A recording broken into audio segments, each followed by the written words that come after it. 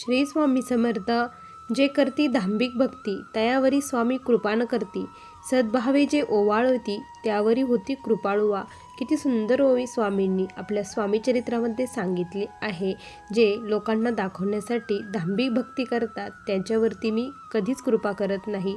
जे मला अंतःकरणापासून साथ घालतात त्यांच्यावरती मी लगेच कृपा करतो असे स्वामी म्हणतात. या ताईंसोबत देखील असंच काही घडलेलं आहे. त्यामुळे हा अनुभव अगदी शेवटपर्यंत प्रत्येक स्वामी भक्ताने आज बघावा.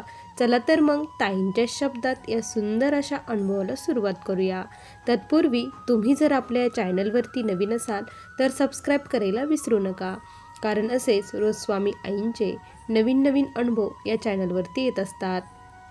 ताई म्हणतात, सर्वप्रथम सर्वांना श्री स्वामी समर्थ. या ब्रह्मांडाचे चालक मालक पालक भगवान श्री स्वामी समर्थ महाराज यांच्या चरणी कोटी कोटी प्रणाम. स्वामी भक्तांनो, आज मी तुम्हाला माझ्या आयुष्यातील खूप मोठा अनुभव सांगणार आहे. मी सिल्लोड येथील रहिवासी आहे. आज माझ्या आयुष्यात जे काही घडलं आहे ते फक्त स्वामींच्या कृपेमुळे. आयुष्यात खूप दुःख अडचणी ह्या येतच असतात. ज्यावेळेस आपण खूप संकटात असतो त्यावेळेस काहीतरी मार्ग आपल्याला कुठेतरी मिळावा या शोधामध्ये असतो. आणि आपण सर्वजण हे प्रभूचे लेकरं आहोत. महाराज आपली आई आहे आणि आई लेकराला दुःखात बघू शकत नाही. ती आपल्याकडे त्याला कुशीत घेण्यासाठी बोलवत असते. असंच माझ्या बाबतीत देखील झालं. स्वामी भक्तांनो, मी जिथे राहते तिथून थोड्याच अंतरावरती आमच्या जाणे येण्याच्या रस्त्यावरती महाराजांचा मठ होता. मी पण कधीही मठामध्ये गेली नाही, काही नाही. पण बाहेरून फक्त असं इथे आहे एक मठ स्वामींचा म्हणून बाहेरूनच फक्त असं नमस्कार करायचा, मनात भावना यायची. पण कधी सेवा केली नाही की कधी आरतीला गेली नाही, काहीच नाही. असं जवळपास 4-5 वर्ष पलटून गेले. पण आयुष्यात इतके समस्या, इतके दुःख, इतक्या अडचणी येऊ लागल्या ना की कुठेच मार्ग सापडत नव्हता. एखादी गोष्ट करायला गेली की त्यामध्ये काही ना काही अडचणी येतच असायच्या. कुठलीच गोष्ट ही नॉर्मल पद्धतीने होत नसायची. असं का बरं होतं काहीच कळत नव्हतं. त्याच दरम्यान काय झालं की असंच माझ्यासमोर महाराजांचे व्हिडिओ येऊ लागले. मी मोबाईल जेव्हा बघायची त्यावेळेस महाराजांचे माझ्यासमोर व्हिडिओ यायचे. अनुभवाचे व्हिडिओ संदेश असे वेगवेगळे व्हिडिओ यायचे. मग यांची पूजा आपण एकदा करून बघूया का असं मनामध्ये एकदा आलं. आणि पूजा ताईंचा एक छान असा व्हिडिओ बघितला. त्यावेळेस स्वामींचा प्रकट दिन जवळ येणार होता. 21 दिवसाची सेवा ही करायची होती. संकल्पित तुम्ही सेवा करा 21 दिवस प्रकट दिनापर्यंत आणि बघा आयुष्यामध्ये काय बदल होतात असं त्या म्हटल्या होत्या. माझ्या मनात कुठेतरी आलं की आपण करूया म्हणून. मग त्या दिवशी मी मठात गेले. तिथे गेली स्वामींचं, तिथे फर्स्ट टाईम मी मठात गेली स्वामींच्या आरतीसाठी.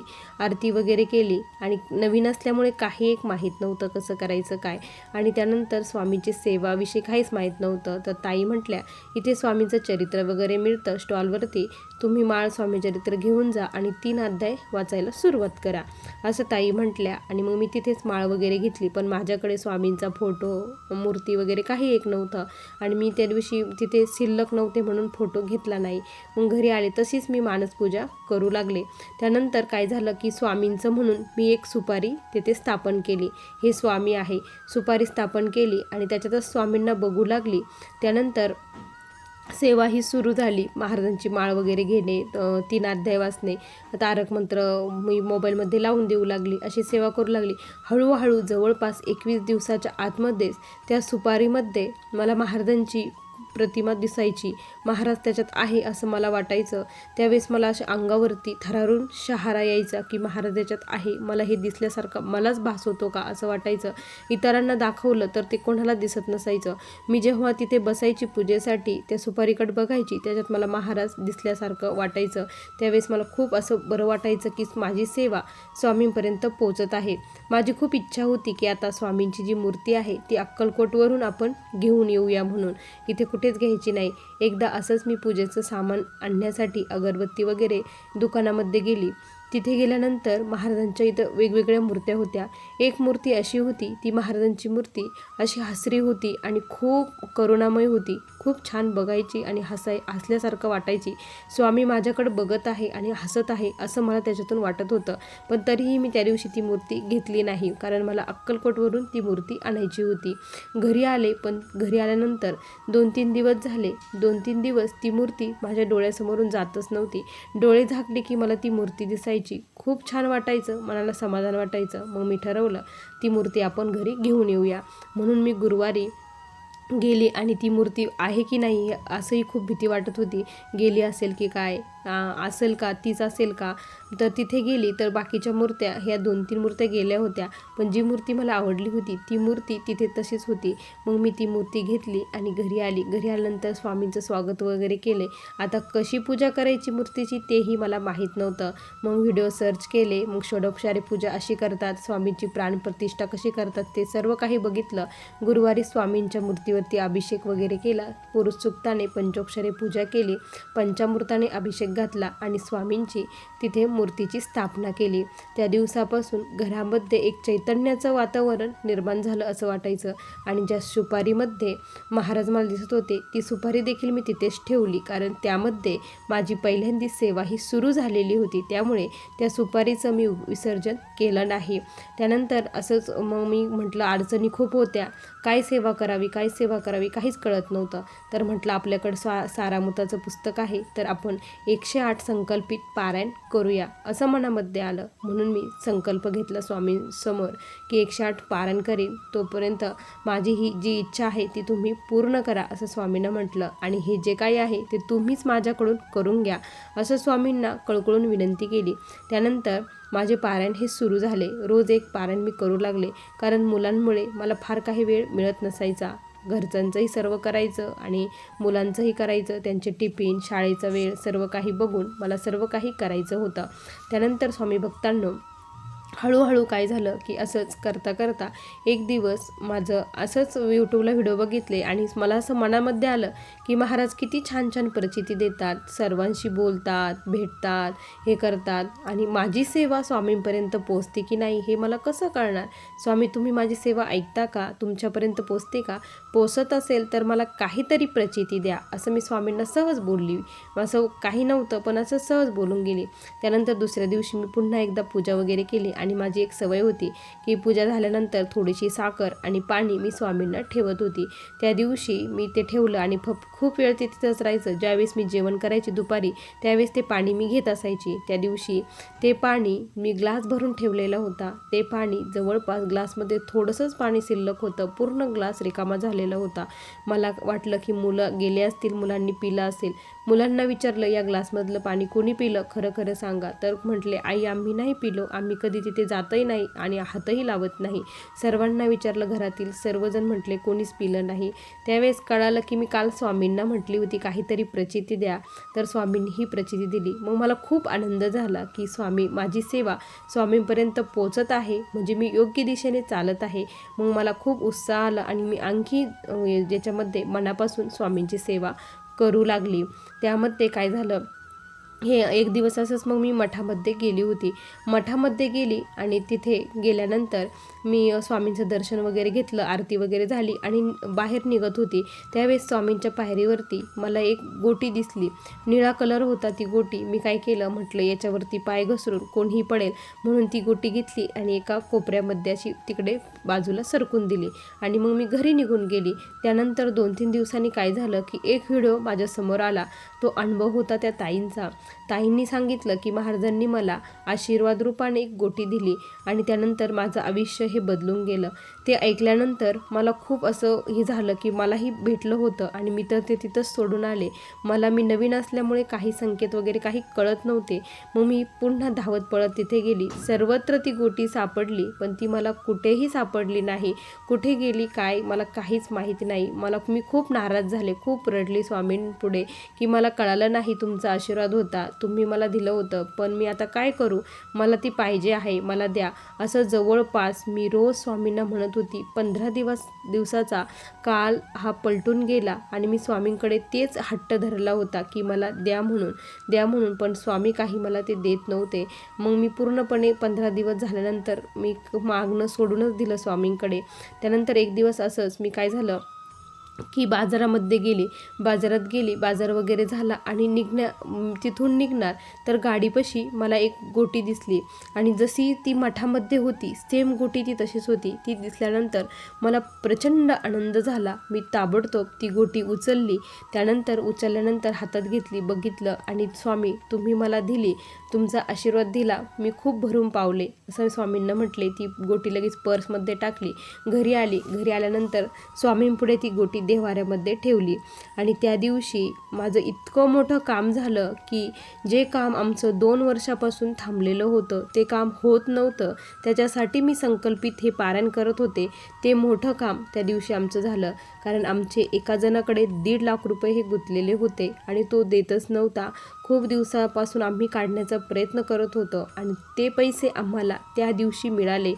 मी घरी आले, गोटी ठेवली आणि महाराजांची सेवा करायला बसणार तेवढ्याच मिस्टरांचा फोन आला की त्याने आपले पैसे दिले. माझा आनंद हा गगनात मावत नव्हता. खूप मोठी इच्छा, खूप मोठं जे हे होतं आमचं गुंतलेलं काम ते स्वामींनी केलं. जवळपास 21 ते 22 दिवसामध्ये पूर्ण पारायण देखील होऊ दिले नाही. नवीनच सेवेमध्ये आले आणि छोटे छोटे असे भरपूर अनुभव स्वामींनी दिले. त्याच दिवशी दुसऱ्या दिवशी काय झालं की माझी मुलगी ही फर्स्टला होती. फर्स्टला असलं तिचा NSSचा पेपर होता, पण तिने काही अभ्यास वगैरे काहीच केला नव्हता. जेवढं काही पुस्तकात होतं तेवढं थोडंफार मी तिचा अभ्यास घेतला आणि त्या दिवशी संध्याकाळी आम्ही मठामध्ये गेलो. मी तिला काही म्हटली नाही, काहीच नाही. तिला घेऊन मठात गेली होती. तर ती स्वामींना कशी म्हणते की स्वामी उद्या माझा पेपर आहे, या पेपरमध्ये जर मला छान मार्क पडले तर मी तुमच्या सर्व आवडीच्या गोष्टी तुमच्यासाठी घेऊन येईन, असं ती बोलली आणि मी तिच्याकडे कुतूहलाने बघतच बसली. एवढं हे लेकरू आणि काय स्वामींकडे मागत आहे असं माझ्या मनामध्ये आलं. त्यानंतर आम्ही घरी वगैरे आलो. तिने अभ्यास जेवढा होता तेवढाच केला. ती पेपरला गेली. त्यानंतर स्वामी भक्तांनो असं झालं की तिला म्हणजे पेपर तिने छान दिला. तिला येत नव्हतं तरी तिने ते केलं. त्यानंतर जेव्हा रिझल्ट आला त्यावेळेस आनंद गगनात मावत नव्हता, कारण तिला खूप छान मार्काने ती पास झाली होती. आणि मग ती सांगितलं की स्वामींना काय काय आवडतं ते सांग आणि आपण त्यांना घेऊन जाऊया, माझा नवस तू पूर्ण कर, ती मला म्हटली. मग मी बेसनाचे लाडू बनवले, भजे बनवले, पुरणपोळी बनवली, सर्व काही स्वामींच्या आवडीचं बनवलं. याचे केशरचे पेढे, त्यानंतर केशरी पेढे, हे सर्व काही घेऊन आम्ही मठात गेलो. स्वामींना अर्पण केलं, सर्व सेवेकऱ्यांमध्ये दिलं आणि मुलगी त्या दिवशी खूप आनंदामध्ये होती. सर्वांना ते वाटत होती, सर्वांना श्री स्वामी समर्थ म्हणत होती. हे बघून माझ्या डोळ्यातून आपोआप पाणी गळत होतं. मी किती अभागी आहे. 4-5 वर्षापासून मी इथून जात होते. जर 4-5 वर्षापूर्वी मी यांच्या सेवेत आले असती, सेवा केली असती तर आज वेगळंच काहीतरी परिस्थिती असती. हे जे काही अडचणी आहेत ते एकही अडचण माझ्यासमोर राहिली नसती असं माझ्या मनामध्ये येऊ लागलं. पण जेव्हा आपली योग्य वेळ येते, जेव्हा आपल्यासमोर एखादी गोष्ट घडते, त्याच वेळेस आपण महाराजांच्या या सेवेमध्ये येऊ शकतो. इतरत्र या सेवेमध्ये आपण येऊच शकत नाही. स्वामी भक्तांनो माझा दुसरा असा अनुभव आहे.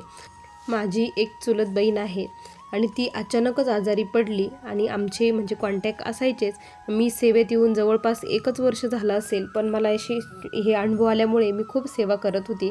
तिचा मला फोन आला की ताई मी खूप आजारी आहे, डॉक्टरांकडे माझं कुठलंच काही निदान होत नाही. ती खूप रडत होती. मला खूप वाईट वाटलं की नेमकी हिला म्हणजे काय झालं असेल. मग मी त्या दिवशी तिच्यासाठी महाराजांकडे प्रार्थना केली की महाराज तिला नेमकी काय झालं आहे त्याचं निदान होऊ द्या आणि त्याच्यावरती लवकरात लवकर उपचार होऊन तिला लवकर बरं करा, असं स्वामींकडे मी प्रार्थना केली.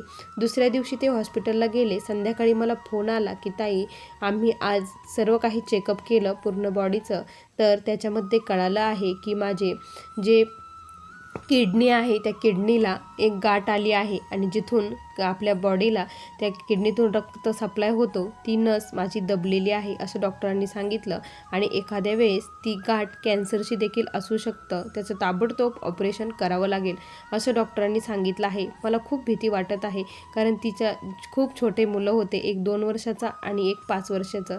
अशी छोटे मुलं असल्यामुळे मलाही खूप भीती वाटली. तिला मी म्हटलं, हे बघ टेन्शन घेऊ नको, काळजी करू नको, तू फक्त महाराजांचं नामस्मरण कर, सर्व त्यांच्यावरती सोडून दे आणि जिथे तुझं हे आहे, ज्या बाजूने ज्या किडनीला हे आहे त्या बाजूला तू एकच कर की तिथे हात ठेवून महाराजांचं नामस्मरण कर आणि एका ग्लासमध्ये पाणी घे. त्या ग्लासमध्ये पाणी घेऊन तू 11 वेळेस तारक मंत्र बोल आणि ते तीर्थ तू घे असं मी तिला सांगितलं. त्यानंतर स्वामी भक्तांनो काय झालं की ती सेवा करू लागली. ऑपरेशनसाठी ते ॲडमिटही झाले, सर्व काही झालं आणि खूप भीती वाटायची. स्वामींकडे मी माझी इकडे सेवा सुरू होती. स्वामींना सांगत होती की तिला याच्यातून लवकरात लवकर बाहेर काढा आणि तिची जी गाठ आहे ती कॅन्सरची नसू द्या असं डॉक्टरांना सांगितलं, स्वामींना सांगितलं. डॉक्टरांनी हे पण सांगितलं होतं की ऑपरेशन करताना कदाचित ती जी शिर आहे ती म्हणजे ती किडनी जी आहे ती फेल देखील होऊ शकते कारण जी मेन नस होती तिच्यावरतीच गाठ असल्यामुळे ती तुटण्याची फार शक्यता होती असं डॉक्टरांनी सांगितलं होतं. तेही स्वामींना सांगितलं, हे देखील विघ्न दूर करा. असं करून माझं तारक मंत्र इकडं चालू होता, तिचंही नामस्मरण चालू होतं.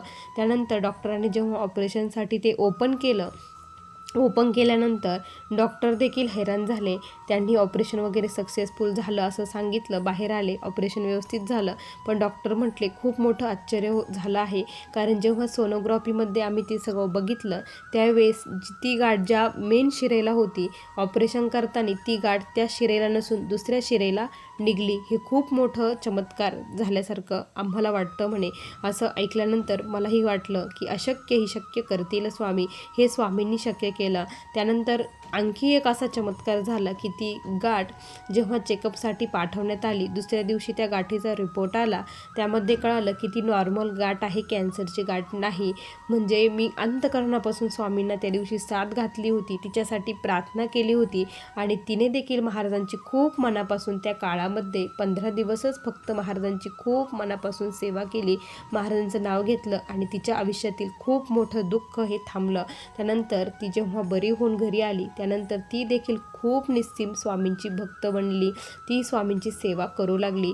आज माझ्याकडे मला जे कोणी दुःखीत पीडित भेटतं त्यांच्याकडे मी स्वामींचा हा राजमार्ग सांगण्याचा प्रयत्न करते आणि स्वामी माझ्या मुखातून त्यांना सेवा देतात आणि विशेष म्हणजे मी जे काही त्यांना सांगते त्याच्यातून त्यांना इतके छान रिझल्ट येतात, त्यांना खूप छान छान अनुभव देखील आलेले आहेत त्या सेवेकऱ्यांना.